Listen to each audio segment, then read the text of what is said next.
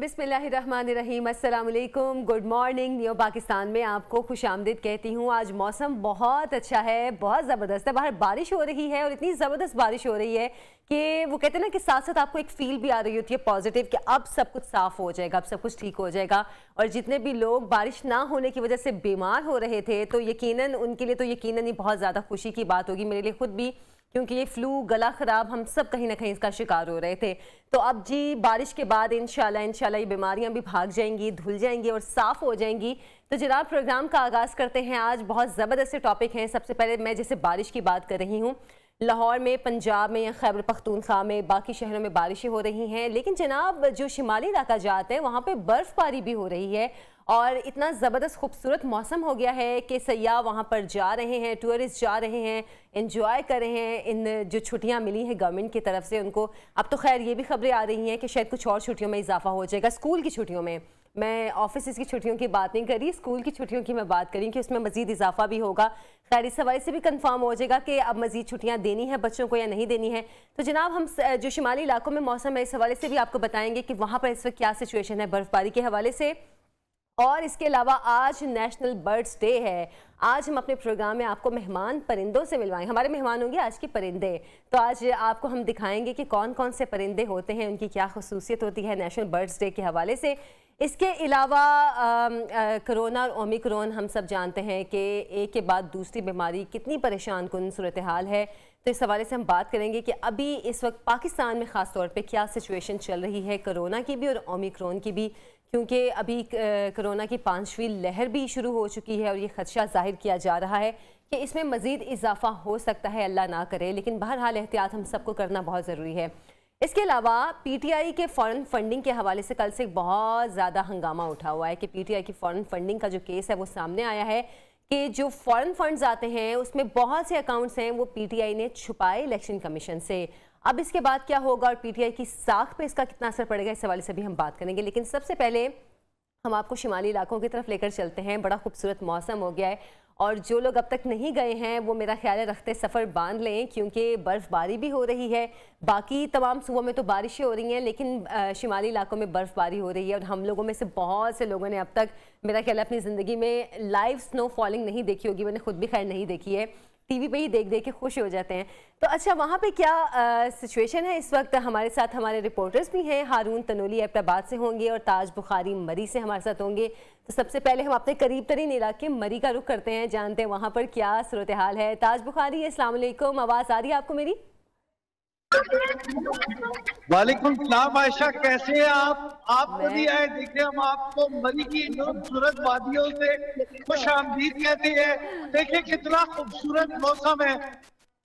बिल्कुल आप ठीक कह रहे हैं, बहुत खूबसूरत मौसम है, मैं भी ठीक हूँ। और आपको देख के ना तो आप कह लें कि हमारा दिन ब्राइट हो गया है, क्योंकि इतना ज़बरदस्त आप जगह पे खड़े हैं, ऊपर से स्नो फॉलिंग हो रही है, आप पूरा कवर होके खड़े हैं। बहुत मतलब अच्छा लग रहा है देख के कि स्नो फॉलिंग है, सब इंजॉय कर रहे हैं। किस तरह क्या देख रहे हैं यहाँ पे, माहौल क्या है?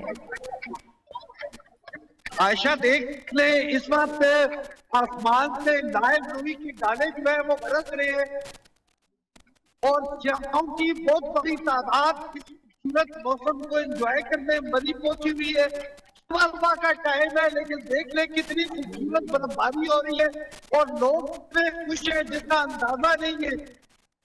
कोई लोग डांस कर रहे हैं खूबसूरत मौसम को एंजॉय करने के लिए, लेडीज जो है वो पिक्चर्स बना रही है।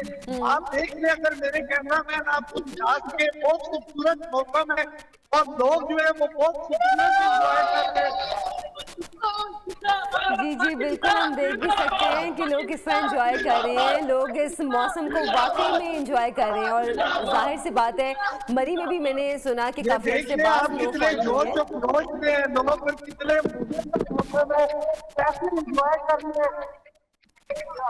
अच्छा ताज बुखारी, हम लोगों ने देखा कि जब न्यू ईयर स्टार्ट हुआ तो बहुत बड़ी तादाद थी लोगों की जो मरी गई न्यू ईयर को सेलिब्रेट करने के लिए। तो अभी रश कैसा है? क्या उसी तरह ही लोग यहाँ पर मौजूद हैं जिस तरह न्यू ईयर पर थे या कुछ कमी हुई है अभी? ऐसा देखने में बहुत खूबसूरत मौसम है और लोगों की बहुत बड़ी तादाद जो है इस वक्त इस खूबसूरत मौसम को एंजॉय करने के लिए मरी बातों के ऊपर मौजूद है। और देखें कुछ लोग पिक्चर बना रहे हैं, फैमिली जो है वो बहुत खूबसूरत अंदाज में इस मौसम को एंजॉय करने में बड़ा मजा आ रहा है। जी, अच्छा, यकीनन आप लोगों को तो मज़ा आ रहा है। हम यहाँ पर बैठ के बहुत एहसास महरूमी का शिकार हो रहे हैं कि हम स्नो फॉलिंग नहीं देख सकते, लेकिन बहरहाल हमारे भी यहाँ पे बारिश हो रही है, हम बारिश से ही काम चला लेंगे, उसी को हम एंजॉय कर लेंगे। अच्छा ताज बुखारी, ये बताएं कि मुश्किलात क्या पेश आ रही हैं? एंजॉयमेंट तो अपनी जगह है, लेकिन मुश्किलात किस किस्म की पेश आ रही हैं यहाँ पे? मुश्किलात तो आप इस वक्त जो हाल है, इस वक्त लाइव बर्फबारी सुबह से शुरू है और इस वक्त कम से कम 1.5 फुट से लाइव बर्फबारी हो चुकी है। लोगों को जो मुकामी लोग हैं उनको मुश्किलात का भी सामना है, आने जाने में दुश्वारी की है, लाइट भी जो है वो कभी आती है कभी जाती है, लेकिन इसके बावजूद इस खूबसूरत मौसम को मनाने के लिए क्या बड़ी बड़ी धूप से पैदल चलते आ रहे लोग जो है वो इंतजामिया से मुतरक है, बोल भी रही है, लेकिन लाइव बर्फबारी की वजह से उनको भी मुश्किलात का सामना है। दूसरा ये रोड बड़ी सी जो है वो तंग रोड है, जिसकी वजह से पार्किंग की ज्यादा गुंजाइश नहीं है। गाड़ियां अभी भी आप देख सकते हैं माल रोड में कुछ फंसी हुई है, कुछ रास्ते में ट्रैफिक है, लेकिन कम की तादाद में कमी नहीं आ रही है। ऐसे लग रहा है जैसे कि ये मेले का समय है। मेले का समा तो हमें भी लग रहा है, यहाँ से हम देख सकते हैं, आप खुद भी बहुत ज़्यादा एंजॉय कर रहे हैं स्नो फॉलिंग को। अच्छा ताज बुखारी, ये भी बताइएगा कि अभी यहाँ पर सयाहों की बड़ी तादाद मौजूद है, जो ख़ास तौर पर रिहायशी हैं उनको किस किस्म की मुश्किलात पेश आ रही हैं?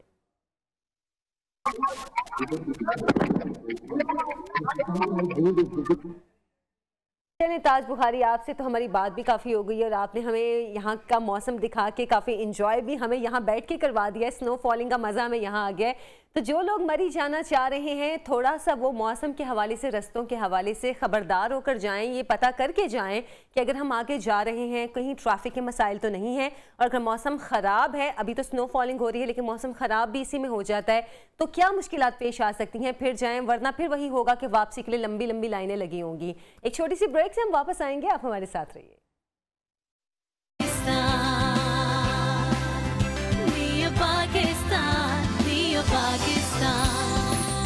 Welcome back. प्रोग्राम में आपको खुश आमदीद कहते हैं। और अगर हम थोड़ा सियासत का रुख करें तो जनाब, पाकिस्तान की सियासत में फॉरेन फंडिंग के हवाले से जो बाज़गश्त है बहुत सुनाई देती है, और अब हालिया दिनों में पीटीआई की फॉरेन फंडिंग के हवाले से जो मामला सामने आए हैं, आप सबके सामने है वो मामला क्या है कि किस तरह ये बातें सामने आ रही हैं कि पीटीआई ने इलेक्शन कमीशन से फॉरेन फंडिंग जो है उस हवाले से जो अकाउंट्स थे वो छुपाए हैं, और ये कहा जा रहा है कि गालिबन 31 करोड़ रुपए की रकम है 53 अकाउंट्स की, जो कि छुपाई गई है इलेक्शन कमीशन की जानिब से। और अब इस हवाले से स्क्रूटनी कमेटी की रिपोर्ट के हम निकात भी सामने आ गए हैं, और पीटीआई के खिलाफ इलेक्शन कमीशन की स्क्रूटनी कमेटी रिपोर्ट के जो निकात आए हैं इस पर हम बात करेंगे। हमारे साथ मौजूद है सीनियर तज्जियाकार अम्मार मसूद साहब। अस्सलाम वालेकुम अम्मार साहब। वालेकुम अस्सलाम। असर प्रोग्राम में आपको खुश आमदीद कहती हूँ। अम्मार साहब, किस तरह देख रहे हैं आप इस मामले को, जो अब स्क्रूटनी रिपोर्ट में कहा गया है कि तहरीक इंसाफ ने 77 में से सिर्फ 12 अकाउंट्स जाहिर किए, और जो 53 अकाउंट्स हैं उनमें 31 करोड़ की रकम को छुपाया गया। काफ़ी बड़ी अमाउंट है जिसको छुपाया गया है, इससे क्या असर पड़ेगा? अगर आपने कल शाहजेब खानजादा के प्रोग्राम में अकबर एस बाबर को सुना, और अकबर एस बाबर वो शख्स हैं कि जिन्होंने बेसिकली फॉरेन फंडिंग के केस के हवाले से 7 साल वो अदालतों में दर-बदर होते रहे, उन्होंने इस अमाउंट पर बड़ी हैरत का इजहार किया है। उन्होंने कहा कि जो असल मसला है वो 31 करोड़ रुपए का नहीं है, ये 2.2 अरब रुपए का मसला है, और अभी इसमें से बहुत सारे अकाउंट्स हैं जिनकी डिटेल दी नहीं गई जी। ये सिर्फ वो चीजें हैं जो स्टेट बैंक की तरफ से मिली हैं, इसके अलावा बहुत कुछ है, और वो जैसे जैसे सामने आएगा उससे हमें पता चल जाएगा कि पीटीआई वो जमात थी जो करप्शन का नारा लगाती थी, और जब उनके अपने अकाउंट्स देखे गए तो फिर उसमें से बेतहाशा ऐसे अकाउंट्स मिले जो कि मशकूक हैं, और अब ये भी नहीं पता कि ये फंडिंग, अभी इसके बारे में पता चल जाएगा ये फंडिंग कहाँ से आई है, किसी स्टेट ने की है, इजराइल ने की है, इंडिया ने की है, या किसी ज्यूश लॉबी ने की है, ये अभी बिल्कुल नहीं पता। लेकिन ग्रेजुअली हमें इसके बारे में पता चल जाएगा। फिर उसमें ये भी पता चल जाएगा क्या ये पैसे जो हैं ये मनी लॉन्ड्रिंग के लिए इस्तेमाल किए गए हैं, ये पैसे यहाँ पे थे और फिर इनको बाहर भेजकर वाइट करने की कोशिश की गई है। फिर इसमें हमें ये भी पता चल जाएगा कि ये जो अकाउंट जितने ज्यादा हैं और उनकी डिटेल्स जब आएंगी तो हमें बहुत अच्छी तरह पता चल जाएगा कि क्यों पीटीआई गुज़िश्ता 7 साल से इस केस को दबाने की कोशिश कर रही थी, इसके बारे में तात्तुल का शिकार थी। और अब जब वो आ गई है तो उससे जो खौफ की लहर पूरी पीटीआई में आ गई है। और इलेक्शन कमीशन के इस सिलसिले में कवानीन बड़े वाज़ेह हैं। वो एक पाई के भी जो है वो इस बात के रवादार नहीं है कि कोई किसी भी सियासी जमात को बाहर से फंडिंग हो। ये तो बहुत बड़ा मामला है और इसको सरकारी तौर पर दबाया भी गया और कोशिश ये की गई कि ये मामला दबाई रहे। लेकिन अब जब ये मामला उठ गया है तो मुझे लगता है कि इससे ये मामला यहाँ पर रुकेगा नहीं, इसकी मजीद फाइंडिंग सामने आएंगी। तो अमार साहब, कौन फिर तहकीकात करेगा? क्या इलेक्शन कमीशन ही इसकी तहकीकात करेगा या ये मामला नैब के हवाले किया जाना चाहिए? मेरे ख्याल में तो फिलहाल इलेक्शन कमीशन ही करेगा, क्योंकि ये इलेक्शन कमीशन ने ही टेकअप किया हुआ है। नैब से बड़ी अथॉरिटी इलेक्शन कमीशन है और ये इलेक्शन कमीशन की वजह से ये चीजें हमारे सामने आई हैं। इस हुकूमत का जो जबर और इस्तेमाल है नैब के हवाले से, तो अगर ये नैब में होता तो ये मामला दबा दिया जाता, लेकिन इलेक्शन कमीशन के ऊपर नैब का कोई ऐसा दबाव नहीं है, इस वजह से ये चीज सामने आ गई। और ये आप ये समझिए कि ये टिप ऑफ द आइसबर्ग है, ये अभी इब्तदा है सारे सिलसिले की। अभी आप देखेंगे कुछ दिनों में फैसलवाड़ा का केस भी पता चल जाएगा, नूरी शहरियत वाला, मालम जब्बा भी निकलेगा, बीआरटी वाला भी निकलेगा। तो ये चीजें अब आहिस्ता आहिस्ता लगता है कि हवा बदल रही है और बहुत सारा नैरेटिव जो करप्शन के खिलाफ था उसके अंदर ही पीटीआई खुद धंसती चली जाएगी। अच्छा अमार साहब, पीटीआई के अपने ही एक साबिक जो रुकन है इनके, उन्होंने ही मतलब ये मामला उठाया है, इलेक्शन कमीशन को बताया है कि ये फॉरेन फंडिंग का मामला है जो कि छुपाया जा रहा है। इसका मतलब ये पीटीआई के अंदर से ही आवाज़ें उठना शुरू हो गई हैं, अंदर ही लोग जानते हैं कि हम जो करप्शन की बात करते हैं लेकिन अंदर हमारे अपने भी करप्शन तो मौजूद है। जी देखिए, ये जो अकबर एस्पाबर है ना, ये तो पीटीआई के बानी रहनुमा थे। मुझे इस वजह से मैं उनको बहुत अच्छी तरह जानता हूँ कि एक जमाने में मैं और वो पड़ोसी थे। अच्छा। और वो बताया करते थे कि भाई एक स्टेज वो भी थी कि इमरान खान हर टॉक शो में जाने से पहले उनके पास आते थे, मशवरा करते थे क्या कहना है, कैसे कहना है, वो सारा एक तरह से मेंटोर करते थे इमरान खान को। लेकिन इमरान खान की एक रवायत है कि जिन लोगों ने भी उनका साथ दिया वो कुछ ना सिर्फ उन्हें भूल जाते हैं बल्कि एक तरह से उन्हें अताब का निशाना भी बनाते हैं। और हमारे सामने बहुत सारी मिसालें हैं, मतलब जस्टिस वजीहुद्दीन को देख लीजिए, जावेद हाशमी को देख लीजिए, इसके अलावा बहुत सारे ऐसे नाम हैं कि जिनके जो इमरान खान के बड़े डिवोटेड साथी रहे हैं, लेकिन इमरान खान की आदत है कि उनको धोखा देके आगे निकल जाते हैं। जी अच्छा अमार साहब, अब ये जो रिपोर्ट सामने आई है ये उस वक्त में मतलब सामने आई है जबकि 9 माह के वक्फे के बाद अब इलेक्शन कमीशन ने मंगल के रोज पीटीआई के जो फॉरेन फंडिंग केस थे उसकी दोबारा समाज शुरू किया है। आपके ख्याल में ये टाइमिंग कितनी अहम है कि मतलब 9 माह बाद जब इलेक्शन कमीशन ने समाज शुरू की है दोबारा तो ये मामला सामने आया है? जी बेसिकली अगर यू अलाउ मी टू से फ्यू थिंग्स जो कि यूजुअली मीडिया पे नहीं बोली जाती, ये सारा मामला वहां से खराब हुआ जो DGISI की अपॉइंटमेंट का मामला था। उसके बाद से जो टसल आ गई वो 1 पेज खत्म हो गया। उसके बाद से हमें अंदाजा था कि पीटीआई जो के लोग जो फरिश्ते बने हुए हैं इनकी कार्रवाइयां भी सामने आएंगी।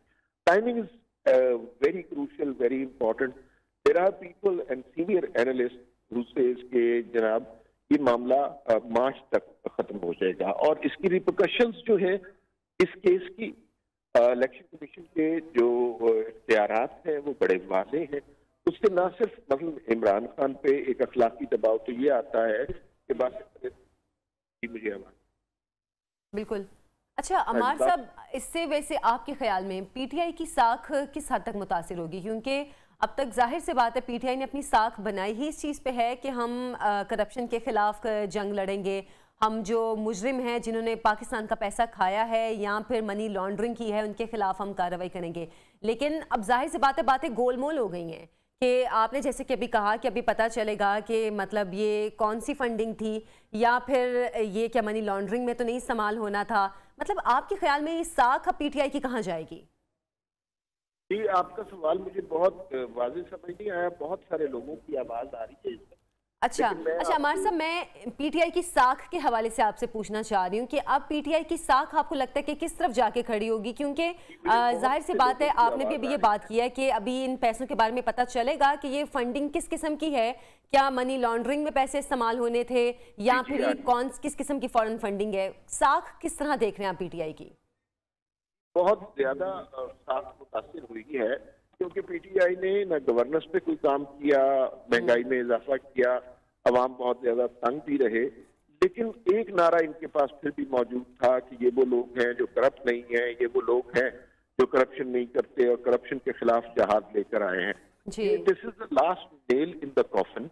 और अब पीटीआई के पास वो नारा भी नहीं रहा। अपनी सफों में से वो सारी चीजें निकल आई जिनके बारे में ये नारे लगाते थे। तो मेरे ख्याल में पीटीआई की साख अवाम में बहुत मुतासिर हुई है और मीडिया इस तरह अब इस बात को प्ले करेगा, क्योंकि इसी तरह के केसेस हमने माजी में देखे कि जो मतलब अगर एक अकामे की बुनियाद पर एक मुंतखब वजीर आजम को निकाला जा सकता है, ये तो सूरत हाल बहुत मुख्तलिफ है। ये तो एक्चुअली रुपए पैसे के आपके सामने रिकॉर्ड आ गए हैं।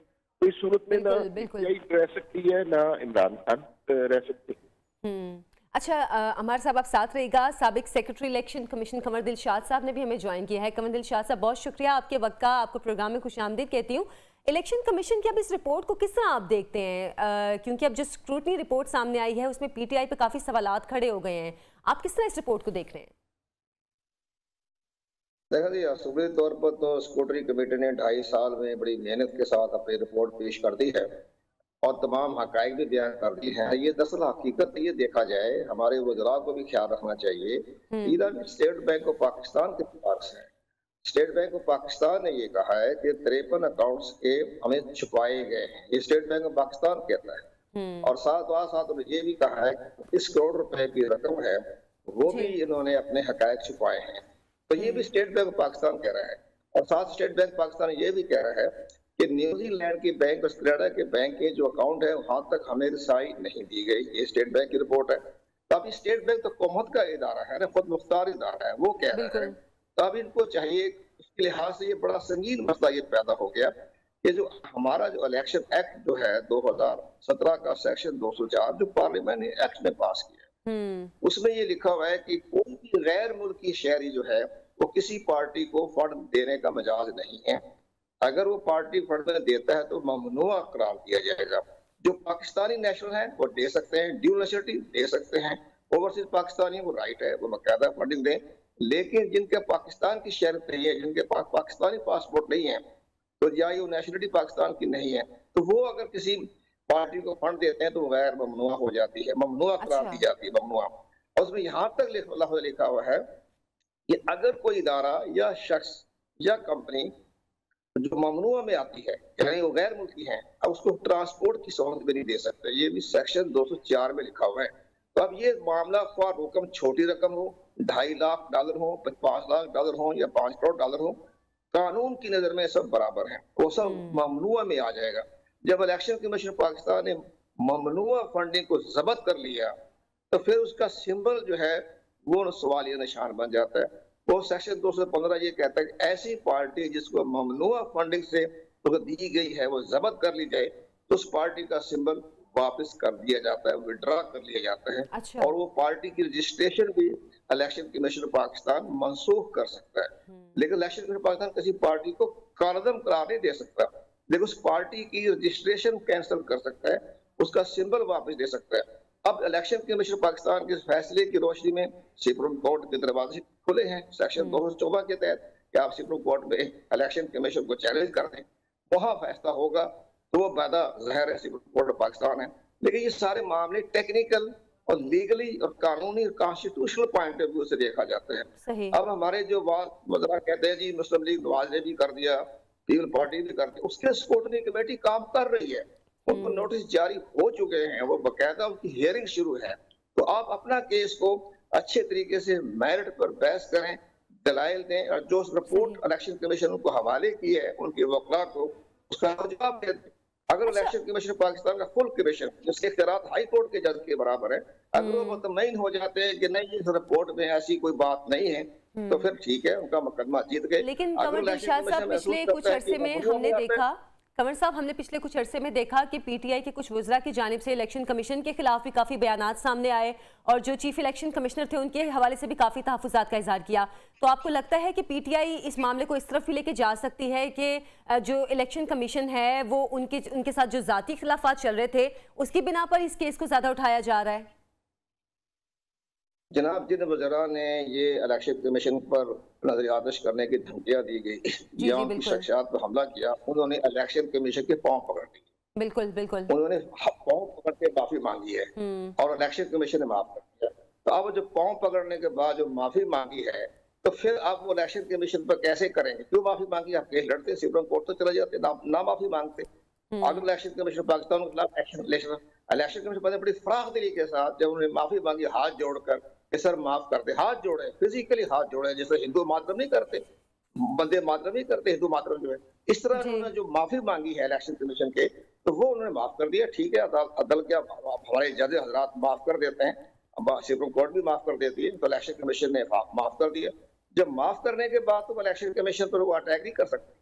इलेक्शन कमीशन पर एक और बात, अब अगर किसी मिनिस्टर ने इलेक्शन कमीशन ऑफ पाकिस्तान की शान में गुस्ताखी की तो इलेक्शन कमीशन पाकिस्तान में बताना चाहता हूँ वज़रा को कि वो 1 सेकंड में कहेंगे दी सजा दे देंगे till the rising of the court और वो हयात दाखिल हो जाएंगे। उन्होंने कोई आगे बात till the rising of the court सजा दे देंगे, जिस तरह यूसुफ गिलानी को दी गई थी till the rising of the court, गए फारग हो गए वो। अब इस लिहाज से मैं ये कह रहा हूँ कि बहुत मोहतात तरीके से अपना केस लड़े, जंग राई महाजराई करने की जरूरत नहीं है। अगर अब इन्होंने इलेक्शन कमीशन के साथ बदतमीजी की या तज़ीक किया तो इलेक्शन कमीशन फैसला कर चुका है कि हमने मेरा ख्याल है अब तो वाकई तमाम वज़रा काफी मोहतात रवैया रखेंगे क्योंकि नाअहल तो कोई भी नहीं होना चाहेगा। कंवर साहब, एक सवाल और भी है, अगर तो ये जो फॉरेन फंडिंग का ये मामला है, अगर ये साबित हो जाता है कि पीटीआई ने वाकई इस तरह के कोई फंड्स छुपाए हैं या ये फंड्स किसी ऐसे तरीके से आ रहे थे जो कि ममनू हैं, तो फिर पीटीआई कहाँ स्टैंड करती है? तो खत्म हो गया ना। फिर तो इलेक्शन कमीशन ने उनके ममनू फंड जब्त कर लेगी हक की बात करके सरकार आर्टिकल सेक्शन 204 के तहत, और उनकी पार्टी का सिंबल जो है वो वापस खत्म कर देगी, विड्रा कर लेगी। तो ये तमाम एक बड़ा आईनी और कानूनी बुरहान पैदा हो जाएगा। ये कोई आसान मामला नहीं है। इलेक्शन कमीशन पाकिस्तान जब ममनुआ इनके जो फंड जब्त करेगा तो साथ ही जो है उनका सिंबल जो है वो वापस लेने के इख्तियारात है सेक्शन 215 के तहत, और इसी तरह से उस पार्टी की रजिस्ट्रेशन कैंसिल करने के भी इख्तियारात हैं सेक्शन 215 के तहत। इसके इन फैसले के खिलाफ सुप्रीम कोर्ट चले जाए और सुप्रीम कोर्ट पाकिस्तान जो है वो फैसला आखिरी हतमी इदारा जो है फैसला करने की मजाज अथॉरिटी जो है वो सुप्रीम कोर्ट ऑफ पाकिस्तान है, और सुप्रीम कोर्ट ऑफ पाकिस्तान 15 दिन के अंदर अंदर फैसला करेगा। तो मामला इतना आसान नहीं है। अपना केस लड़ें, अपने वकला के साथ बहस करें, अपने बाकायदा जवाब दें, साबित करें कि जनाब ये जो मामला है ये दुरुस्त नहीं है, इसके हक़ ये है। तो ये मामला इस तरह से करें, इसको बहस ना करें इनके साथ कि जी हमारे ये मुसद्दिक नवाज ने ये किया, पीपल्स पार्टी ने ये किया, जरदारी ने ये किया, बिलावल ने ये किया। उसकी जरूरत नहीं है। वो तो इलेक्शन कमीशन खुद ही इनके खिलाफ इंक्वायरियां कर रहा है, बाकायदा इन्वेस्टिगेशन हो रही है। लेकिन बाकायदा इन्वेस्टिगेशन हो रही है। कंवर साहब आप साथ रहेगा, अमार मसूद साहब भी हमारे साथ मौजूद हैं। अमार साहब, आपने कंवर दिलशाद साहब की गुफ्तगू सुनी, आपको क्या लगता है कि क्या अगर ये चीज साबित हो जाती है फॉरेन फंडिंग का मामला, तो क्या नए इलेक्शन की तरफ जाएंगे फिर? अच्छा, पहली बात तो ये है कि मैं कंवर दिलशाद साहब ने जो बताया मैं उससे 100% मुत्तफिक हूँ। ये बहुत बड़ा आईनी और कानूनी और सियासी बहरान पैदा होने वाला है। लेकिन एक ब्रेकिंग न्यूज आपके शो में अब मैं आया हूँ तो आपको बता दूं, वो ये है कि इमरान खान को और उनके वज़रा को आज से 4 दिन पहले ये एग्जैक्टली पता चल गया था कि ये क्या होने वाला है। और वो पूरी तरह फंसने वाले हैं। और इसी वजह से, और पीटीआई का जैसे कंवर दिलशाद साहब फरमा रहे हैं कि इनका मैनिफेस्टो भी खत्म हो जाएगा, इनका स्लोगन भी खत्म हो जाएगा, इनका इंतखाबी निशान भी खत्म हो जाएगा, ये पार्टी भी शायद डिसॉल्व करनी पड़े। इसी वजह से इमरान खान और उनके मुशीरों ने ये मशवरा किया और फिर ब्रांड इमरान खान की एक कैंपेन चलाई ताकि सिर्फ इमरान खान पर फोकस हो, पार्टी अगर खत्म होती है तो बेशक हो जाए और लोग जो हैं इमरान खान के साथ ही रहें। तो और इमरान खान ने वही बातें की कि ब्रांड इमरान खान, आपका वजीर आजम इस ब्रांड को प्रमोट करें। ये खबर आपने यकीनन देखी होगी। तो उन्हें बहुत अच्छी तरह अंदाजा था कि ये क्या होने वाला है और इसी वजह से अब वो सिर्फ इमरान खान की पर्सनैलिटी को फोकस करके अपनी पॉलिटिक्स चलाने के लिए की कोशिश करेंगे। लेकिन मेरे ख्याल में ये कोशिश बहुत समरावर साबित नहीं होगी, क्योंकि बुनियादी नारा जो तहरीक इंसाफ का था वो टार्निश हो चुका। मतलब अब पीटीआई की जो पॉलिटिक्स है वो पर्सनैलिटी बेस्ड की तरफ जा रही है आपके ख्याल में? ब्रांड इमरान खान का मतलब ही यही है और ये इन्हें पहले ही पता था कि घपले इन्होंने किए हुए हैं और वो घपले जब सामने आएंगे तो फिर पार्टी खत्म हो जाएगी। तो फिर उस सूरत हाल में ये सिर्फ फोकस करना चाह रहे हैं। लेकिन इससे आप देखिए कि कितनी नाउमीदी फैलेगी तहरीक इंसाफ के जो जेन्युइन वर्कर होंगे, जो कारकुन होंगे, जिन्होंने इमरान खान की सो कॉल्ड 22 साल जिद्दोजहद में उनके साथ दी होगी। टाइगर फोर्स खत्म हो जाएगी। तो ये इस तरह की पर्सनैलिटीज जो इनके फॉलो फेल में बहुत ज्यादा तजाद हो, उनकी बेसिस पर कोई नई पार्टी इमर्ज नहीं कर हो सकती। लेकिन कोशिश यही करेंगे कि किसी नए नाम से इमरान खान, मतलब पीटीआई के लिए बहुत क्रिटिकल टाइम शुरू होने वाला है। कमर दिल शाह साहब, आप कुछ कहना चाह रहे हैं आखिर में? कमर दिल शाह साहब, आप तक आवाज आ रही है मेरी? चलें, कंवरदिल शाह साहब से भी हमारा राब्ता मुनक़ता हुआ है। और अमार साहब, आपका बहुत शुक्रिया प्रोग्राम में तशरीफ़ लाए, और कंवरदिल शाह साहब का भी शुक्रिया जिन्होंने प्रोग्राम में इलेक्शन कमीशन के हवाले से जो खुलकर बात की है कि अब क्या मामला होने जा रहे हैं खासतौर पर पीटीआई के साथ। तो अब ये तो आने वाले दिनों में पता चलेगा और यकीनन जब ये मामला उठा है पीटीआई के लिए काफ़ी मुश्किल टाइम शुरू होने जा रहा है। एक छोटी सी ब्रेक से हम वापस आएंगे, आप हमारे साथ रहिए।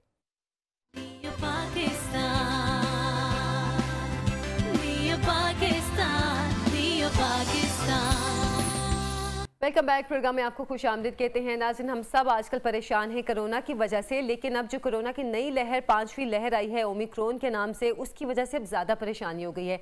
मतलब जैसे ही कुछ हालात में बेहतरी आने लगती है तो साथ ही कुछ नया वेरिएंट आ जाता है या फिर कोई नई बीमारी आ जाती है। अब जो ओमिक्रॉन के हवाले से जो जनूबी अफ्रीका से ये वायरस अब फैला है पूरी दुनिया में, उसके हवाले से जो तशवीशनाक सूरत हाल ये है कि पाकिस्तान में इसके हवाले से बहुत केसेस रिपोर्ट होना शुरू हो गए हैं। ख़ासतौर पे जो बड़े शहर हैं कराची, लाहौर, इस्लामाबाद और पेशावर, यहाँ पे तो बहुत ज़्यादा केसेस सामने आ रहे हैं। और अभी बल्कि इस सिलसिले में आपको ये भी बताऊं कि ये भी कंफर्म नहीं है कि जिन लोगों ने पहले वैक्सीन लगवाई थी कोरोना के लिए, क्या ये वैक्सीन उसके लिए भी फ़ायदेमंद है या नहीं है ओमिक्रॉन के लिए, अभी तक ये भी कंफर्म नहीं हुआ है। तो अभी जो हस्पतालों में सूरत हाल है वो भी काफ़ी परेशान कुन है, क्योंकि अब सिंध हुकूमत की जानिब से, महकमा सेहत की जानिब से भी ये कहा जा रहा है कि जो कारोबारी औकात है उसमें भी कमी की जाए और जो स्कूल की छुट्टियां हैं उसमें भी इजाफे की बातें की जा रही हैं। तो जैसे मैं प्रोग्राम के शुरू में भी कह रही थी कि हो सकता है मज़ीद जो अब बच्चों को स्कूल की छुट्टियां हो जाएं, ये अभी तक कंफर्म नहीं हुआ है। तो अभी डॉक्टर राना जवाद असगर साहब हमारे साथ मौजूद हैं, उनसे जानेंगे कि ओमिक्रॉन अब किस हद तक मुतासिर कर रहा है हम लोगों को। अस्सलाम वालेकुम डॉक्टर साहब। वालेकुम सलाम जी। डॉक्टर साहब, अभी जैसे कि मैं बात कर रही थी, अभी तक ये कंफर्म ही नहीं हो रहा है कि ओमिक्रॉन के जो केसेस हैं वो किस हद तक सामने आ रहे हैं, क्योंकि जो अस्पतालों में लोग आ रहे हैं वो तो एक तरफ, लेकिन शायद लोगों को खुद भी नहीं पता कि अगर ऐसे कोई सिम्टम्स उन्हें हैं कि वो ओमिक्रॉन का शिकार हो गए हैं। सूरत हाल अब तक हॉस्पिटल्स में कैसी है? जी बहुत शुक्रिया इन्वाइट करने का। देखिए ओमिक्रॉन, ये पता करना कि ओमिक्रॉन है या डेल्टा है, उसके लिए एक स्पेशलाइज्ड टेस्ट होता है जो तमाम लेबॉर्ट्रीज नहीं करती, चंद एक लेबॉर्ट्री सिर्फ करती है। तो उसके अंदर जो कराची का हमारे पास डेटा गवर्नमेंट ने पब्लिक किया है, उसके मुताबिक 50% जो नए केसेस आ रहे हैं अब कोरोना के, उनमें आपको ओमिक्रॉन मिलना शुरू हो गया है। और इसी तरह की सिचुएशन बाकी दुनिया के ममालिक में हुई है कि ये शुरू हुआ है 10%, 20%, फिर 50%, और विद इन फ्यू वीक्स ये तकरीबन 90% तक चला जाता है या 100% तक भी चला जाता है। तो बेसिकली डेल्टा को इसने कई ममालिक में रिप्लेस किया है और कई ममालिक में उसके साथ प्रीडोमिनेंट पोजीशन पे आ गया, यानी कि 60-70% आपके ओमिक्रॉन के केसेस होते हैं और बाकी डेल्टा के होते हैं। तो आम लोगों के लिए ये इंपॉर्टेंट नहीं है कि उनको ओमिक्रॉन है या डेल्टा है। आम लोगों के लिए यही एक, क्योंकि इसके अलामत भी वही है जो हमारी पहले होती थी, सिर्फ इसके अंदर जो थोड़ा सा फर्क आया अलामत के अंदर वो ये है कि लोगों को जुकाम और खांसी के साथ ये ज्यादा इसकी अहम अलामत में आ रहा है। तो अगर आपको ये खांसी और जुकाम है तो मैं यही दरख्वास्त करता हूँ कि समझिए कि कोरोना का, और आपके ऐसे शहर में है जहाँ कोरोना फैल रहा है, तो समझिए कि आपको कोरोना है और अपने आप को घर वालों से सेपरेट कीजिए जब तक ये प्रूव ना हो जाए कि आपको कोरोना नहीं है। अच्छा, तो डॉक्टर साहब इसमें अब जैसे आपने खांसी और जुकाम की बात की है, क्या काफ़ी सिवियर किस्म की खांसी जुकाम इसमें होती हैं या नॉर्मल जिस तरह सर्दी का एक फ्लू होता है या खांसी होती है उसी तरह का ही है इसके सिम्टम्स? देखिए, जो इसकी खांसी है वो बड़ी एक परसिस्टेंसी का, यानी कि वो डिफरेंट खांसी आपको फील होगी कि ज़ाहिर आदमी को खांसी जुकाम तो पूरी जिंदगी लगा रहता है, लेकिन ये थोड़ा सा डिफरेंट होगा कि ये जब आपको आती है खांसी तो आपसे रुके नहीं रुकती, तो ये इसका एक फीचर है। और उसके साथ अगर आपको देखिए आपको जुकाम भी है और आपको एक्सपोजर भी हुआ है, आप किसी पार्टी में गए हैं जो इंडोर में थी या किसी ऐसी जगह पे गए हैं जहां आपको बीमारी लगने का खतरा था, तो ऐसी जगहों से ये ज्यादा आसानी के साथ फैलता है।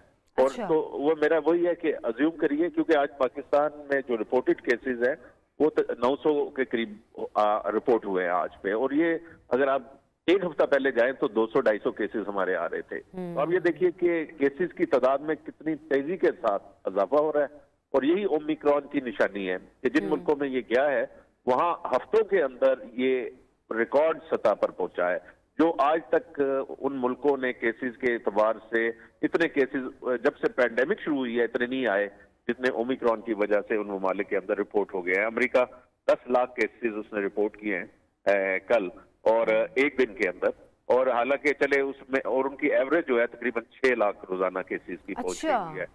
हाँ, अच्छा, यूके। डॉक्टर साहब एक सवाल जो मेरे जहन में है और मेरा ख्याल है बहुत से लोगों के जहनों में भी ये सवाल होगा कि जाहिर सी बात है पहले जब सर्दियां आती थीं तब भी फ्लू और खांसी होता था, लेकिन जब से कोरोना आया है उसके बाद से हर फ्लू और खांसी को या कोरोना की किसी किस्म के साथ जोड़ दिया जाता है या अब ओमिक्रॉन आ गया है।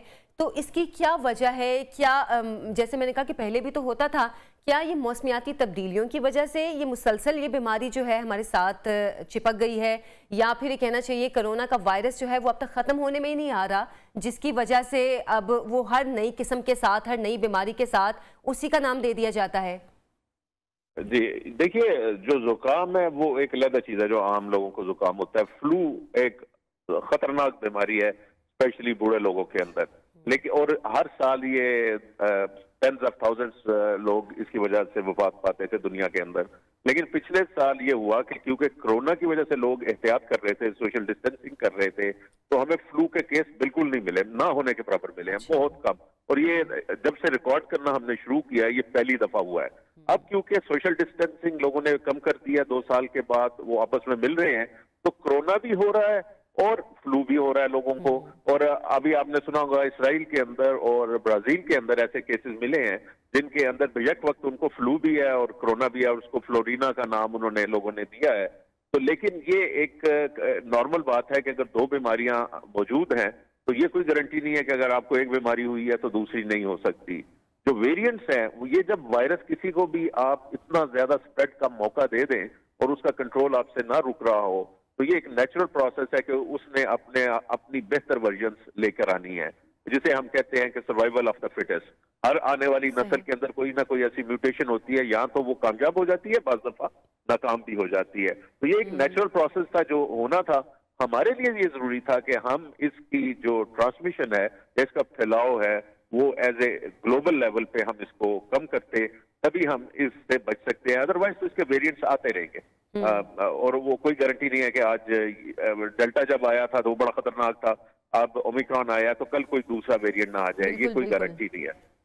अच्छा डॉक्टर साहब, एक जो थोड़ी लोगों में तशवीश इस चीज़ की भी पाई जा रही है कि जो कोरोना था उसकी वैक्सीन लोगों ने लगवा ली, लेकिन अब जो नए वेरिएंट आ रहे हैं, जो नई किस्में आ रही हैं, क्या जो पहले वैक्सीन लगवाई थी वो उनमें भी फायदेमंद होगी? क्या उनसे भी बचाव का बाइस बनेगी?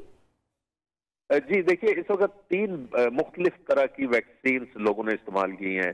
उनके अंदर कुछ RNA वैक्सीन हैं जो नई किस्म की हैं, कुछ एडिनो वायरस वैक्सीन हैं जिस तरह एस्ट्राजेनेका है और स्पुतनिक थी हमारी, और तीसरी जो है जो हमारे मुल्क में सबसे ज्यादा इस्तेमाल हुई वो चाइनीज वैक्सीन है, जिन इनएक्टिवेटेड वायरस वैक्सीन है, जैसा साइनोफार्म है, साइनोवैक है। इन तीनों का जो एक्शन का तरीका है वो फर्क है। तो एक अगर वेरिएंट किसी खास वैक्सीन को की मुदाफत को कम करता है तो जरूरी नहीं कि वो तमाम वैक्सीन की मुदाफत को कम करे। अब जो ये ओमिक्रॉन वेरिएंट आया है, अमेरिका और यूरोप में ये देखा गया है कि जो लोगों ने 2-2 इंजेक्शन लगवाए हुए थे फाइजर वगैरह के या मॉडर्ना के, उनकी मुदाफत में कमी हुई है, उनको दोबारा इन्फेक्शन हुई है। अब उसका ये मतलब नहीं है कि ये वैक्सीन बेफायदा थी, क्योंकि अभी भी हॉस्पिटलाइजेशन, यानी कि ऐसे लोग जो इतने बीमार हुए हैं कि उन्हें हॉस्पिटल की जरूरत पड़े, या अमवात, वो वैक्सीनेटेड लोगों में 10 गुना कम है बनिस्बत उन लोगों के जिन्होंने वैक्सीन नहीं लगवाई। तो बेशक 100% गारंटी नहीं है किसी भी वैक्सीन की, कभी भी नहीं होती, अभी भी वो 10 गुना ज्यादा मौसर है आपको अस्पताल में किसी सीरियस बीमारी के साथ पहुंचने में और आपकी खुदा ना खास्ता इसके जरिए मौत होने के। तो वैक्सीनेशन के लिए मतलब वैक्सीनेशन लगाना ज़रूरी है। क्योंकि डॉक्टर साहब का बहुत शुक्रिया आपके वक्त का, और आपने इतनी अहम जो गुफ्तगू है इस हवाले से की है। तो मैं वैक्सीनेशन की बात करी थी कि वैक्सीनेशन लगवाना बहुत ज़रूरी है, क्योंकि उन लोगों में कम असरात देखे गए हैं जिन्होंने वैक्सीनेशन लगवाई है बनिस्बत उन लोगों के जिन्होंने वैक्सीनेशन नहीं करवाई। एक छोटी सी ब्रेक से हम वापस आएंगे, आप हमारे साथ रहिए।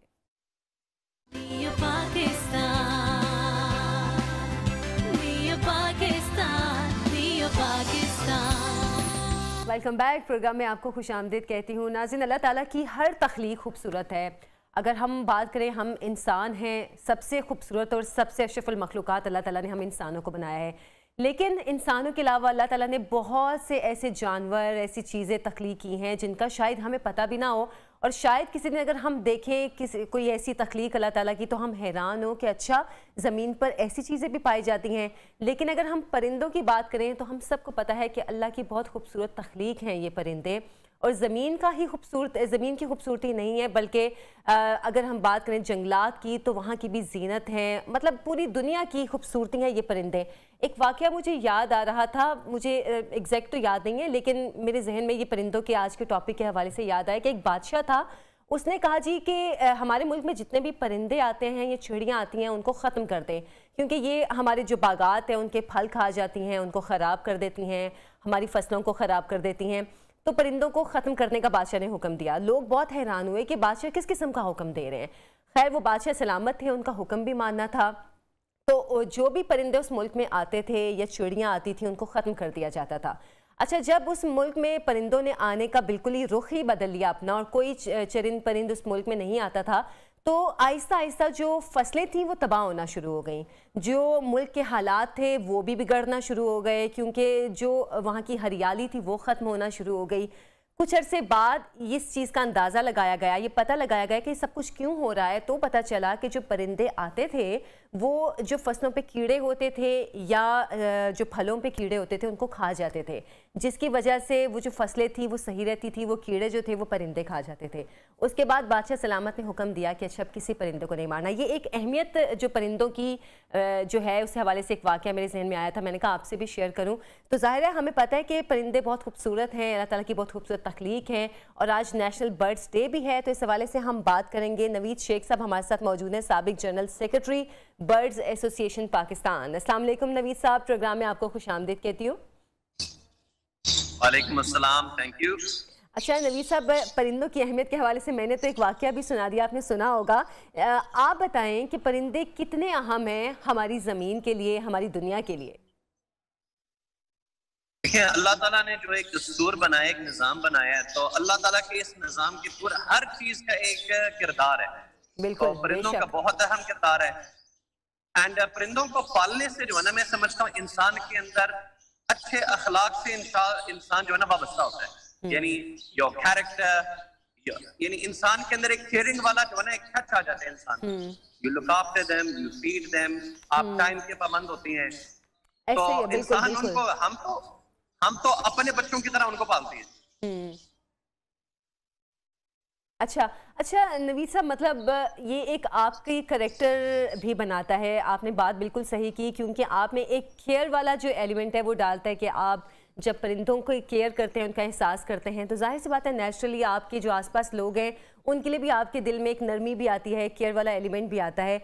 लेकिन हम ये देख रहे हैं कि अब जो परिंदे जो ख़ास तौर पे महंगे परिंदे हैं उनकी स्मगलिंग बहुत ज़्यादा हो गई है। ख़ास तौर पे हम देखते हैं कि जो अरब ममालिक हैं वहाँ से इस किस्म के परिंदे उनकी स्मगलिंग होती है, बल्कि पाकिस्तान से भी कुछ जो ऐसे इलाके हैं, हमारे जो दूर के इलाके हैं जहाँ पर गैर मुल्की परिंदे बहुत आते हैं, उनकी स्मगलिंग बहुत ज़्यादा शुरू हो गई है।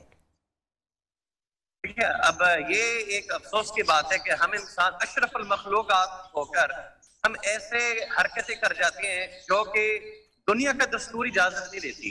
ये स्मगलिंग करना, इसको बिल्कुल डिस्करेज करना चाहिए कि हम वो काम कर रही हैं जो कि we shouldn't be doing it as Muslims. तो स्मगलिंग, इनको कैद करके जो है ना वो जिस तरह लोग भिजवा रहे हैं बाहर मुल्कों में बोतलों की शक्ल में, I came across certain videos, it is very bad. And जो परिंदे वाइल्ड में पैदा हुए हैं, अल्लाह ताला ने उनका निजाम रखा कि वो जंगलात में आजादी के साथ फिरे। बिल्कुल बिल्कुल। जो कैप्टिविटी में पैदा होती हैं उनको आदत है कैप्टिविटी की, लेकिन जो वाइल्ड का बर्ड है वो हमारी इस पाकिस्तान मुल्क की जीनत है, और वो जीनत जंगलात में ही अच्छी लगती है। बिल्कुल। अच्छा नवीद सर, एक चीज़ जो कि मैं भी अक्सर देखती हूँ बाज़ार में जाते हुए, अगर हम लोकल मतलब इस तरह की मार्केटिंग की बात करें, कि लोग कौवों तक को, कौवे या कुछ ऐसे परिंदे हैं जिनको शायद हम कभी इतनी कोई अहमियत भी नहीं देते हैं, ध्यान भी नहीं देते हैं उन पे, लोग उनको पकड़ के जो है जी बेच रहे होते हैं कि ये सदके के परिंदे हैं, इनको आप उड़ा दें तो ये सदका है। ये चीज़ किस तरह देखते हैं आप? देखिए, हर बंदे का अपना एक एतकाद है, बिलीफ है, लेकिन बेसिकली आई बिलीव इसका कोई तल्लुक नहीं किसी चीज के साथ। यानी एक चीज पहले आजाद है, आप उसको कैद करके पैसों की शक्ल में लेकर उसको आजाद कर रही हैं, उसको पकड़ना ही सबसे पहले नाजायज है, वो आपको पकड़ना ही नहीं चाहिए। एंड अगर किसी ने सदका करना है तो मैं कहता हूँ ऐसी जगह। जी नवीद साहब, आपको आवाज आ रही है? अच्छा, थोड़ी सी लाइन में डिस्टॉर्शन आ रही है। नवीद साहब से हम दोबारा भी बात करने की कोशिश कर रहे हैं। और जैसे कि मैं ये बात करी थी परिंदों की अहमियत के हवाले से, तो अक्सर ऐसे ऐसे हम परिंदे देखते हैं कि देख के हमारी अक्ल दंग रह जाती है कि अल्लाह ताला ने कितनी खूबसूरत क्रिएशन की है। बल्कि मैंने अभी कुछ अर्सा पहले कुछ ऐसे परिंदे देखे जो मैं सिर्फ वो नेशनल जियोग्राफिक चैनल टाइप के जो इस तरह के चैनल्स हैं वहाँ पर देखती थी कि 3-4 रंगों के परिंदे। और मैंने जब शहरी आबादी में देखे तो मैं हैरान हो गई कि अच्छा, अभी शहरी आबादी में वाकई ऐसे परिंदे आते हैं जो कि बिल्कुल हम समझते थे कि नायाब हो गए हैं या सिर्फ हमें बाहर के मुल्कों में देखने में आते हैं। अच्छा नवीद, आप साथ हैं? जी मैं साथ हूं। जी मैं सुन रहा हूं। अच्छा नवीद, चले मैं आपसे परिंदों की कुछ केयर के हवाले से बात करना चाह रही थी। हमारे यहाँ पे नायाब नस्ल के परिंदे कुछ कम ही देखने में आते हैं, लेकिन अक्सर हम मैं अभी बात करी थी कि शहरी आबादी में भी मैंने कुछ ऐसे परिंदे देखे हैं जो कि शायद हम तसव्वुर करते थे कि बाहर के मुल्कों में ही होंगे या फिर सिर्फ जंगलात में पाए जाते होंगे। ये क्या मुहाजिर परिंदे होते हैं? कुछ परिंदे जो है ना वो बहुत दूर के इलाकों से आते हैं, उनका सीजन के साथ अलग होता है। जिस तरह जो लोग शिकार करते हैं मुर्गाबियों की, तो ये मुर्गाबियां यहाँ से नहीं आती है, काफी दूर से आती हैं। I even heard some even fly from nearest as Russia. तो अल्लाह ताला के एक निजाम है एंड इट इज ब्यूटीफुल कि इतने कलर के परिंदे आज हमें पाकिस्तान में जो है ना देखने को मिलते हैं। एंड अगर आपको याद हो, आज से 10 साल पहले हमारे बागों तक ये जो है ना परिंदे नजर आते थे, कुछ नीले कलर में, कुछ पीले कलर में, और अब वो देखने को मिलते नहीं है। बल्कि मुझे याद आ रहा है कि कोविड के दिनों में जब दुनिया को मैं समझता हूँ एक रिसाइकल किया गया, लोग अपने घरों में पोल्यूशन कम, तो हमें ये तोते और ये परिंदे देखने को मिलते थे अपनी खिड़की के बाहर बागात में। बिल्कुल, मतलब परिंदे भी हमारी एयर पोल्यूशन से इस हद तक मुतासिर हो रहे हैं कि उन्होंने शहरी आबादियों में या इन जगहों पे जाना ही छोड़ दिया है। अच्छा नवीद, ये बताइए कि परिंदों की देखभाल कितना मुश्किल काम है? मतलब अगर हम किसी नायाब नस्ल का परिंदा लेते हैं तो उसका एक तो खर्चा कितना होता है और उसकी देखभाल कितना मुश्किल काम है एक आम आदमी के लिए? मैं कहता हूँ आम आदमी के लिए बहुत आसान है। आपने इनको सिर्फ दाना डालना है और ये शौक से कंगनियां खाती हैं, देसी कंगनी, गोल कंगनी, बाजरा, और बाजरा तो यहाँ पे भी पाया जाता है। और आपने इनको रोजाना साफ पानी देना है। जिन परिंदों को मैं डील करता हूँ या मैं ब्रीड करवाता हूँ वो अफ्रीकन लवर्स हैं, यानी ये सबसे छोटा नस्ल है तोतों का। तो पालना इनको बहुत आसान है और सबसे मजे की बात है इसमें आमदन बहुत अच्छी है। अच्छा, लेकिन आमदन अच्छी करने के लिए इन्वेस्ट करना भी तो जरूरी है ना, कि आप ऐसे परिंदों पे इन्वेस्ट अच्छा करें ताकि आपको फिर आमदन भी अच्छी आए। जी बिल्कुल, देखिए मैं कहता हूँ मैं आपको, अगर आप इजाजत है, मैं आपको एक मिसाल दूं। एक बंदा सुबह से लेकर शाम तक मजदूरी करता है, फिजिकली अपने आप को थका देता है, और एक मजदूर आम तौर पे एक दिहाड़ी में आजकल मेरे ख्याल 800 से 1000 रुपए के करीब लेता है। लेकिन अगर आप इसके मुकाबले में एक 30,000 का जोड़ा खरीदे, वो आपको 2.5 महीने के अंदर 4 से 5 बच्चा देगा।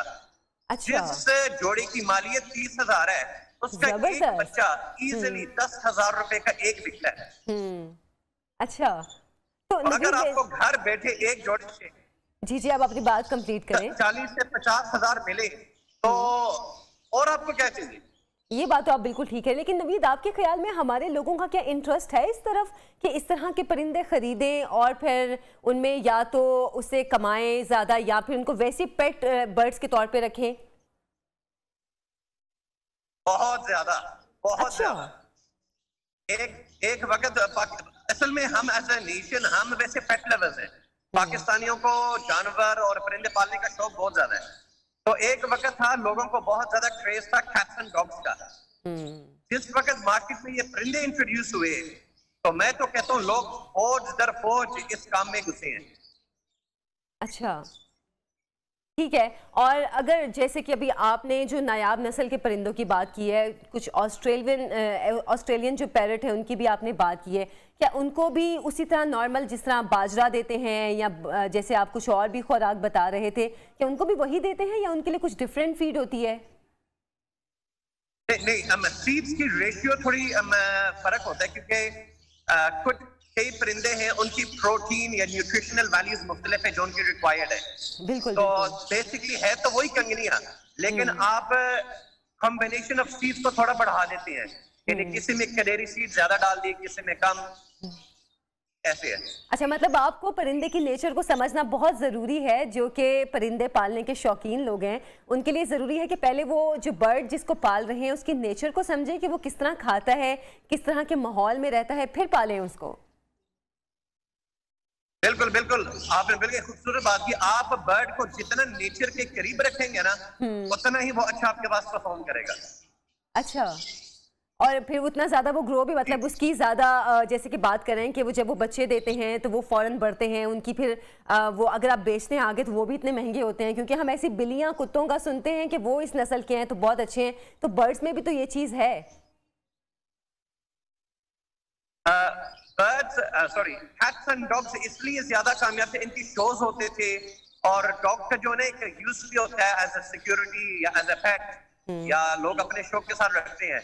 अब परिंदों के अंदर पिछले तकरीबन 10 सालों से पाकिस्तान में एक सोसाइटी है, love bird society of Pakistan, जिसका मैं जनरल सेक्रेटरी रहा हूँ। जी जी बिल्कुल। हमने सबसे पहले पाकिस्तान के अंदर लव बर्ड का शो करवाई, जिसके जजेस यूरोप से आते थे इनकी जजिंग करने।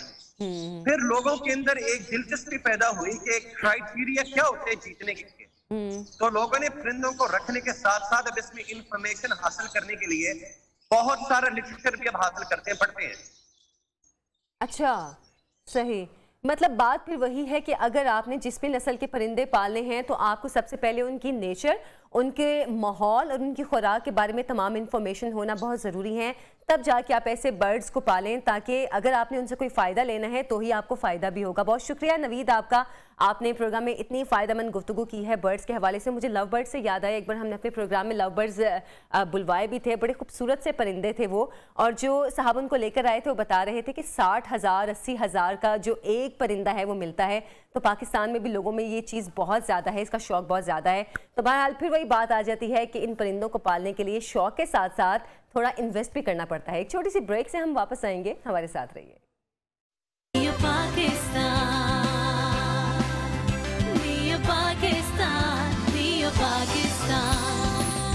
वेलकम बैक नाज़रीन। और सर्दियां चल रही हैं, सर्दियों में ख़ास तौर पर हमें अपनी स्किन का ख्याल रखने की बहुत ज़्यादा ज़रूरत होती है आम रूटीन की निस्बत। मतलब गर्मियों में तो चलें गुजारा हो जाता है, लेकिन सर्दियों में अगर आप अपनी स्किन की केयर नहीं करेंगे, पानी नहीं पिएंगे और कोई मॉइस्चराइज़र नहीं लगाएंगे, तो आपकी स्किन पे जो असरात हैं, मतलब हर किस्म के असरात, चाहे वो ड्राइनेस है या फिर वो फाइन लाइंस हैं, बढ़ती उम्र के असरात हैं, वो वक्त से पहले आना शुरू हो जाएंगे। और कुछ ख़वातीन को तो ये ज़्यादा मसला इसलिए भी होता है कि उनकी स्किन एक्स्ट्रा ड्राई होती है, उनके फेस जब सर्दियाँ आए या मौसम बदले तो एकदम से इतनी ड्राई हो जाती है कि अगर वो स्किन की केयर ना करें तो उनकी स्किन फ़ौरन ऐसी चीज़ों से इफ़ेक्ट होती है। तो जनाब अक्सर ख़वातीन को जिल्द के काफ़ी किस्म के मसाइल होते हैं, कुछ को पिगमेंटेशन हो जाती है, कुछ को रिंकल्स पड़ जाते हैं और कुछ को हल्कों का सामना होता है। कई ऐसे स्किन के इशू हैं जिनका शायद हमें पहले नाम भी नहीं आता था कि अच्छा स्किन के ये इशू भी होते हैं। हमें तो सिर्फ एक ही चीज़ पता थी, अच्छा स्किन ड्राई हो जाती है, सर्दियाँ आएँ तो स्किन ड्राई हो जाती है। लेकिन सर्दी आने के साथ और बहुत से मसाइल हैं स्किन के जो सामने आते हैं और इसके लिए स्किन का ख्याल रखना बहुत ज़रूरी है। किस तरह ख्याल रखें, इस हवाले से हम बात करेंगे। स्किन स्पेशलिस्ट हैं डॉक्टर मुबशर मुश्ताक डाहा साहब हमारे साथ मौजूद हैं। अस्सलाम वालेकुम डॉक्टर साहब। वालेकुम सलाम miss Ayesha, thank you very much. Sir, जो मैंने अभी बात की है डॉक्टर साहब के सर्दियां आती हैं तो हमें स्किन को मॉइस्चराइज करने की इन सब चीज़ों की बहुत ज़रूरत होती है। अगर हम ये नहीं करते हैं तो किन किन मसाइल का सामना करना पड़ता है? देखिए, फर्स्ट ऑफ ऑल तो ये होता है कि सर्दियों में और गर्मियों में स्किन की केयर थोड़ी डिफरेंट हो जाती है। आप सर्दियों में जिस तरह आपने पहले बताया कि मौसम ड्राई होता है और दूसरा ये होता है कि हमारा वाटर इनटेक कम हो जाता है। ये नेचुरल सी बात है कि सराउंडिंग में जो वेदर होता है वो इतना गर्म नहीं होता तो वाटर इनटेक कम होता है, जिसकी वजह से स्किन ड्राई होती है और स्किन ड्राइनेस की वजह से स्किन डैमेज होने का बड़ा सीरियस खतरा होता है। और दूसरा ये होता है कि सर्दियों में हम लोग क्या करते हैं कि सन ब्लॉक का इस्तेमाल बिल्कुल छोड़ देते हैं और हमारा कंसेप्ट ये होता है कि चूंकि सर्दियों में धूप कम है इसलिए हम लोग बाहर भी कम जाते हैं। तो और दूसरा ये होता है कि जी के हम जब बाहर जाते हैं तो इतना टेम्परेचर भी हाई नहीं होता तो सन ब्लॉक इस्तेमाल ना करें। तो जो हम स्किन स्पेशलिस्ट हैं हम रिकमेंड करते हैं कि आप जब भी बाहर जाएं, चाहे सर्दियां हों चाहे गर्मियां हों, प्रॉपर सन ब्लॉक इस्तेमाल करें, क्योंकि सन रेज में अल्ट्रा वायलेट रेज होती हैं जो कि आपकी स्किन को ना सिर्फ डैमेज करती हैं बल्कि पिगमेंटेशन भी काज करती हैं और जो भी आपने कहा कि रिंकल्स भी काज करते हैं। तो इसलिए स्किन केयर सर्दियों में भी उतनी ही इंपॉर्टेंट है जितनी गर्मियों में है। दूसरा ये है कि जिस तरह आपने कहा कि स्किन ड्राई होती है तो यकीनन ड्राइनेस को सराउंडिंग वेदर का इफेक्ट होता है कि स्किन ड्राइज होती है। तो उस ड्राइनेस को कम करने के लिए, ख़त्म करने के लिए जो सबसे बेस्ट सोल्यूशन है वो ये कि आप स्किन को मैक्सिमम मॉइस्चराइज करें। पहले मैंने आपको बताया कि वाटर इनटेक बढ़ाएं अपना, उसके बाद ये है कि आप अपनी स्किन को मॉइस्चराइज करें ताकि जो ड्राइनेस का इफेक्ट है वो कम से कम हो सके। अच्छा डॉक्टर साहब, चलें ये तो हम बात करें कि सर्दियों में हमें क्या कुछ करना चाहिए। अभी आप सन ब्लॉक की बात कर रहे थे, लेकिन मुझे किसी ने एक मरतबा कहा कि सन ब्लॉक के अगर आप ज़्यादा यूज़ करते हैं, आपकी स्किन को इसके लिए यूज़ टू करते हैं तो ही आपकी स्किन फिर सही रहती है, लेकिन अगर आप इसके लिए यूज़ टू नहीं करते तो फिर ज़्यादा बेहतर है, क्योंकि अगर आप सन ब्लॉक मुसलसल यूज़ करेंगे तो आपकी स्किन को इसकी आदत हो जाएगी, फिर अगर आप इस्तेमाल नहीं करेंगे तो स्किन को नुकसान होना शुरू हो जाएगा। क्या ये मिथ है या ये वाकई ऐसा होता है? अच्छा मिस आयशा, इसमें इंटरेस्टिंग बात यह है कि हमारे डिफरेंट मिथ्स बने हुए हैं, हम इससे एग्री नहीं करते, ना हमारी मेडिकल साइंस इससे एग्री करती है। और ना ऐसी कोई इंटरनेशनल गाइडलाइंस हैं जो आप बता रही हैं कि सन ब्लॉक ज़्यादा इस्तेमाल करें तो उससे स्किन आपकी ख़राब हो सकती है। एक इंटरेस्टिंग बात शेयर करूं आपसे, वो ये है कि हमारी स्किन हेल्दी होती है और हम ये समझते हैं कि हम 2 दिन के लिए बाहर धूप में गए तो हमारी स्किन डैमेज हो जाएगी और उसके इफेक्ट्स आना शुरू हो जाएंगे। It's not like that. जब आपका सन एक्सपोजर को लंबे अरसे तक रहता है कि आपकी रेगुलर जॉब इस तरह की है या फिर आपका रेगुलर एक्सपोजर है सन का, आप रूटीन में बाहर जाते हैं, तब जाके उसके ऊपर एजिंग साइन आना शुरू होते हैं, रिंकल्स पड़ते हैं, पिगमेंटेशन होती है, जिसको द सेम वे रिवर्ट करना या उनको ठीक करना भी उतना ही मुश्किल हो जाता है या उतना डिफिकल्ट होता है जिस तरह से एक लंबा प्रोसेस होने के बाद वो जाके डैमेज होती है। तो इसलिए इस तरह की कोई बात नहीं है कि आप सन ब्लॉक यूज़ करेंगे तो आपकी स्किन ख़राब होगी, और दूसरी बात है कि सन ब्लॉक यूज़ करेंगे तो आपकी स्किन आदी हो जाएगी और आप दोबारा करना छोड़ देंगे तो आपकी स्किन ख़राब होने का खतरा। It's not like that. तो इसलिए सन ब्लॉक तो रेगुलर रिकमेंडेड है कि आप यूज़ करें। दूसरी बात यह है कि जो हमारा एक जनरल कंसेप्ट है कि सन एक्सपोजर होगा तो हमारे विटामिन डी की प्रोडक्शन होगी बॉडी में, और दूसरा और ये है कि विटामिन डी बॉडी के लिए necessary. I agree with this. Vitamin D necessary है, सन एक्सपोजर से विटामिन डी की प्रोडक्शन भी होती है, लेकिन जो इंटरनेशनली रिकमेंडेड है वो ये है कि आप सन एक्सपोजर लें लेकिन मॉर्निंग टाइम में लें। 7 to 9 AM के लिए आप 10 to 15 मिनट्स के लिए सन एक्सपोजर लें। उसके बाद 9 AM के बाद सन रेज में अल्ट्रा वायलेट रेज की इंटेंसिटी बढ़ जाती है जो कि स्किन को या बॉडी को बेनिफिट देने की बजाय डैमेज ज़्यादा करती है। तो इसके लिए जो रिकमेंडेशंस हैं वो ये हैं कि आप विटामिन डी के सप्लीमेंट्स लें, ना कि ये कि आप तेज़ धूप में या ऐसी जब धूप ज़्यादा हो तो आप सूरज में बाहर जाएं और अपनी स्किन को डैमेज कराएं।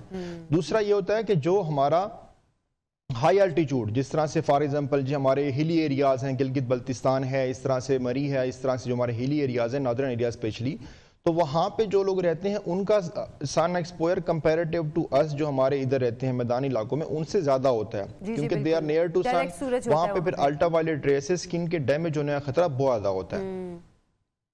जी प्लीज।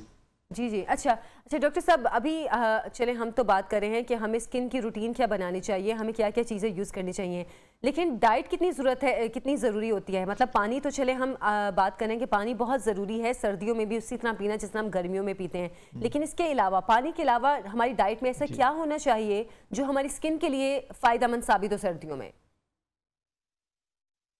मिस आयशा, इसमें ये है कि जो हमारे फ्रेश जूसेस हैं, वेजिटेबल्स हैं, फ्रूट्स हैं, ये हमारे स्किन पे डायरेक्टली अफेक्ट करते हैं, तो इसलिए आप ये चीज़ ज़्यादा लें डाइट में। और दूसरी जो हमारे मुरगन ग़िज़ाएँ हैं जिसमें हमारी मीट आ जाता है और इस तरह की चीज़ें हैं, या स्पेशली ऑयली फूड जो हैं वो आप कम लें, तो उससे आपकी स्किन बेहतर रहती है। और ये कि स्लीप का भी डायरेक्ट इफेक्ट आता है, आपकी जो स्किन होती है या आपके अंडर आई सर्कल हैं वो मोस्टली जो बनते हैं वो स्लीप डिस्टर्बेंस की वजह से होते हैं। आपकी जो हमारी रिकमेंडेशन है वो ये है कि 7 to 9 hours sleep in 24 hours वो ज़रूरी है एज़ पर मेडिकल रिक्वायरमेंट। तो अगर किसी की पूरी नहीं है, वाटर इनटेक कम है, स्किन ड्राई है, तो उससे आपकी जो ओवरऑल फेस है उसकी ब्यूटी पे भी इफेक्ट होता है और अंडर आई सर्कल भी बनते हैं और स्किन डैमेज भी होती है। और साथ अगर सन एक्सपोजर ज्यादा है तो फिर आपकी स्किन पे रिंकल्स भी आते हैं और साथ ही कि पिगमेंटेशन भी होती है। मतलब डाइट भी उतना ही रोल प्ले करती है जितना कि पानी या कोई मॉइस्चराइजिंग क्रीम जो है वो आपकी स्किन पे असर करती है, डाइट भी उतना ही असर करती है। जी बिल्कुल ऐसा ही है, डाइट भी उतना ही अफेक्ट करती है कि अगर आप अच्छी डाइट लेंगी तो यकीनन आपकी स्किन बेहतर होगी। अच्छा डॉक्टर साहब, अभी आप सनब्लॉक की बात ऐड करना चाहूंगा। जी जी, बात करें, आप बात करें। हाँ, यहाँ पे मैं एक और चीज़ ऐड करना चाहूँगा कि जो हम लोग रेगुलर रूटीन में हमारी general population formula cream use करती है, 2-3 क्रीम्स को मिक्स करके यूज़ करते हैं और 10 to 15 डेज में आपका रंग गोरा हो जाता है। बिल्कुल। तो उसके लिए आप बिल्कुल इस्तेमाल ना करें, हम बड़ी सख्ती से मना करते हैं और लोगों को रोकते हैं कि आप इस तरह की कोई चीज़ इस्तेमाल ना करें। आप 10 to 15 डेज में गोरा तो हो जाएंगे, लेकिन उसमें स्टीरॉइड्स होते हैं जो आपकी स्किन को बड़ी बुरी तरह डैमेज कर देते हैं और आपकी स्किन की हेल्थ ख़राब हो जाती है, जिसको फिर बाद में ठीक करना मुश्किल हो जाता है। तो इसलिए 10-15 दिन में गोरा होने की कोई ऑप्शन नहीं है, इसलिए आप ऐसी कोई चीज़ इस्तेमाल ना करें जिससे आपकी ना सिर्फ स्किन ख़राब होगी, जबकि बाद में इसके ऊपर इतनी बुरी तरह पिगमेंटेशन आ जाती है कि जिसको फिर कंट्रोल करना मुश्किल हो जाता है। अच्छा डॉक्टर साहब, आप क्रीम्स की बात कर रहे हैं तो आपने वाइटनिंग क्रीम्स की बात की है, तो जो लोग एंटी एजिंग क्रीम्स यूज़ करते हैं, बल्कि हम देखते हैं कि ब्रांडेड बहुत बड़ी बड़ी कंपनीज की एंटी एजिंग क्रीम्स होती हैं, क्या उन क्रीम्स के भी इस्तेमाल करने का नुकसान होता है स्किन पे? अच्छा मिस आयशा, इसमें ये है कि वो डिपेंड करता है कि उन क्रीम्स की इंग्रेडिएंट्स क्या हैं। अगर तो वो इंग्रेडिएंट विटामिन सी हैं और डिफरेंट हमारे पास जो कोजिक एसिड वगैरह इस तरह की चीज़ें हैं, तो वो स्किन को डैमेज नहीं करती, जबकि स्किन को रिजुवेनेट करती हैं। और जिनमें स्टीरॉइड्स हैं वो स्किन को डैमेज करते हैं। तो इसलिए इंग्रेडिएंट्स डॉक्टर साहब के इनमें स्टीरॉइड है, कैसे पता चले किसी को, मतलब किसी आम शख्स को ऐसा कौन सा इंग्रेडिएंट होता है जिससे पता चलता है कि अच्छा इस क्रीम में स्टीरॉइड है तो हमें ये नहीं इस्तेमाल करनी? अच्छा मिस आयशा, आपने ये बहुत अच्छा सवाल किया है और ये इंटरेस्टिंग सवाल इसलिए है कि ये हर किसी को पता नहीं होता कि इसमें स्टीरॉइड है कि नहीं है। और दूसरा एक फैक्टर ये भी है कि हमारे पास जो क्रीम्स डिफरेंट कंपनी से बन के आ रही होती हैं या इस तरह के सीरम्स आ रहे होते हैं, उसमें वो इंग्रेडिएंट्स में मेंशन नहीं करते कि जी उसमें स्टीरॉइड हैं और वो आपकी स्किन को डैमेज करेंगे। हाँ, अब अगेन इट डिपेंड्स कि आप कौन सी कंपनी का यूज कर रहे हैं, उसके स्टैंडर्ड्स क्या हैं, तो उसको फॉलो करना होगा। अदरवाइज इस तरह के कोई हमारे पास फार्मूला नहीं है कि हम आपको बता सकें कि फलां यूज करें और फलां यूज ना करें। अच्छा, इसके लिए एक चीज़ डॉक्टर साहब मेरे जहन में आई कि हम अक्सर कोई चीज़ लेने से पहले हम गूगल करते हैं कि अच्छा इसके बारे में कमेंट्स लोगों के क्या हैं, इसको कितने स्टार्स मिले हुए हैं या कितने लोग इसको पसंद कर रहे हैं, कितने लोग इसको डिसलाइक कर रहे हैं। क्या ये भी फार्मूला हम कह सकते हैं कि कोई भी चीज़ खरीदने के लिए या रिजेक्ट करने के लिए सही है कि उसका फीडबैक क्या है ये गूगल पे? अच्छा मिस आयशा, इसमें ये है कि to some extent it works, मतलब ये है कि स्पेशली ये प्रोडक्ट्स के बारे में इतना ज़्यादा इफेक्टिव नहीं होता as compare to services we are providing and specially in aesthetic dermatology. और जो हमारे एस्थेटिक्स प्रोसीजर हैं जिसमें PRP आता है, हमारे पास लेज़र्स हैं और हम लोग मेसोथेरेपी करते हैं, फिलर्स हैं, बोटॉक्स हैं। तो जो हमारे एस्थेटिक प्रोसीजर्स हैं उनके लिए इसकी जो फीडबैक है, जो आप बता रहे हैं कि रिव्यूज़ हैं, वो बड़ा मैटर करते हैं कि हर बंदा जिसने कोई प्रोसीजर करवाया है उसके कमेंट्स क्या है, उसके रिव्यूज़ क्या है। For example, I am doing practice in aesthetic dermatology, तो मेरे पास कोई क्लाइंट आएगा, उसके हम प्रोसीजर करेंगे, तो उसके बाद उसने अगर कोई अपने रिव्यूज़ दिए हैं, वो अच्छे भी हो सकते हैं, वो बुरे भी हो सकते हैं। तो जो जनरल ऑडियंस है, जनरल हमारा क्लाइंटेल है, वो फिर उस रिव्यूज़ को देख के हमें अप्रोच करता है कि हमारी सर्विसेज कैसी हैं। तो जो सर्विसेज सेक्टर में जो हम लोग प्रोसीजर्स कर रहे हैं उनमें तो ये रिव्यूज़ और जो आप बता रहे हैं गूगल, ये मैटर करता है और इफेक्टिव होता है। लेकिन एज पर प्रोडक्ट्स जो हमारी क्रीम्स हैं या दूसरी चीज़ें हैं, उसमें एज सच इसका कोई देखा नहीं गया कि जी रिव्यूज़ बहुत ज़्यादा हों लोगों के और रिव्यूज़ को देख के आपको कंपनी सेलेक्ट करें या कंपनी रिजेक्ट करें। अच्छा, मतलब ये चीज़ भी आपको बहुत फिर अपनी बेस पे ही ढूंढना पड़ेगा कि हमें किस तरफ जाना चाहिए, किस तरफ नहीं जाना चाहिए, हमें कौन सी प्रोडक्ट यूज़ करनी चाहिए। मशवरा मेरा ख्याल है डॉक्टर से कर लें। किसी डॉक्टर को अगर ऐसी कोई क्रीम लेते हैं तो वो दिखा दें कि इसमें कोई ऐसा स्टीरॉयड है तो नहीं जो कि हमारी स्किन के लिए डैमेज करने का बायस हो। इसकी सबसे बेस्ट ऑप्शन ये आपने खुद ही बता दिया है कि आप बजाय इसके कि आप गूगल करके या आप अपने सेल्फ मेडिकेशन की तरफ जाएं, तो you should consult a doctor. जो भी हमारे पास क्वालिफाइड डॉक्टर्स हैं और डर्माटोलॉजिस्ट हैं, और स्पेशली इस्लामाबाद में तो अच्छे खासे हमारे कलीग्स हैं यहाँ पे, आप उनसे कंसल्ट करें।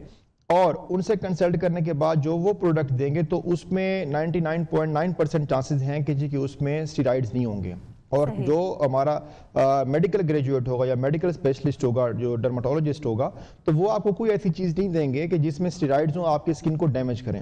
हाँ, एक और चीज़ होगी जो कि हमारे पब्लिक को बताना बहुत ज़रूरी है, वो ये है कि जो डर्माटोलॉजिस्ट प्रोडक्ट्स देंगे उनमें ये हो सकता है कि उसके जो इफेक्ट्स हैं वो आने में थोड़ा टाइम लग जाए। फॉर एग्जांपल, क्रीम दी गई या ब्राइटनिंग क्रीम दी गई या उसमें विटामिन C हैं, डिफरेंट चीज़ें हैं, उसकी जो ब्राइटनिंग के इफेक्ट हैं वो 10 से 15 दिन में नहीं आएंगे, लेकिन वो महीने 2 महीने में आ जाएंगे। तो होता क्या है कि जो पब्लिक जो है वो वेट नहीं करती और शॉर्टकट की तरफ जाते हैं। जो कि शॉर्टकट होता है वो फिर भी हो जाए, हम मशहूर भी हो जाए, हम अमीर भी हो जाए। हाँ जी, बिल्कुल ऐसा ही है। तो इसलिए जो डॉक्टर्स की रिकमेंडेशंस हैं या जो डॉक्टर प्रेस्क्राइब करेगा आपके लिए मेडिसिन या क्रीम्स, वो इफेक्टिव होंगी, लेकिन वो टाइम लेंगी, लेकिन वो आपकी स्किन को डैमेज बिल्कुल नहीं करेंगी। तो इसलिए आप सेल्फ मेडिकेशन की तरफ ना जाएं और डॉक्टर्स की रिकमेंडेशंस को फॉलो करें। एक और चीज मिसाशा यहाँ पे मैं ऐड करना चाहूंगा कि हमारी स्किन की 2 टाइप्स होती हैं, एक ऑयली होती है, एक ड्राई होती है। तो जो ऑयली स्किन होती है उसमें एक्नी के होने के चांसेस ज्यादा होती हैं। What is oily skin? Oily skin ये है कि हमारी सीबम प्रोडक्शन ज्यादा होती है। सीबम हमारा एक सीबेशियस ग्लैंड होते हैं जो कि सीबम प्रोड्यूस करते हैं और उसकी वजह से स्किन ऑयली हो जाती है। ऑयली स्किन में एक्नी होने के चांसेस ज्यादा होते हैं और हमारा कॉमन प्रॉब्लम ये है कि लोग एक्नी का ट्रीटमेंट नहीं करते। बिल्कुल, एक्नी हम बोलते हैं कि जो पिंपल्स फेस पे निकल आते हैं उसको हम एक्नी बोलते हैं और लोग एक्नी का ट्रीटमेंट नहीं करते।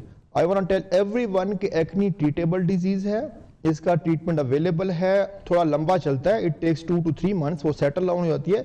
लेकिन इसके साथ एक प्रॉब्लम यह है कि एक्नी दोबारा रिकर हो सकती है।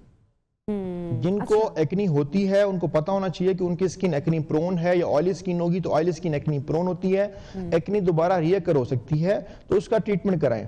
लोग क्या करते हैं, जनरली जो प्रैक्टिस में देखा गया है वो ये है कि लोग एक्नी का ट्रीटमेंट नहीं कराते। उसकी वजह से नुकसान ये होता है कि एक्नी के ट्रीटमेंट ना कराने की वजह से आपकी स्किन पे पिगमेंटेशन होती है, एक्नी स्कार्स बनते हैं, फर्दर फिर हमें उनके डिफरेंट प्रोसीजर्स करने पड़ते हैं जो कि एस्थेटिक प्रोसीजर्स है। हम लोग CO2 फ्रैक्शनल लेजर करते हैं, हम लोग PRP करते हैं, माइक्रो नीडलिंग करते हैं, जो कि एक्सपेंसिव प्रोसीजर्स हैं, हर किसी के एक्सेस में नहीं है, हर किसी की रेंज में नहीं है।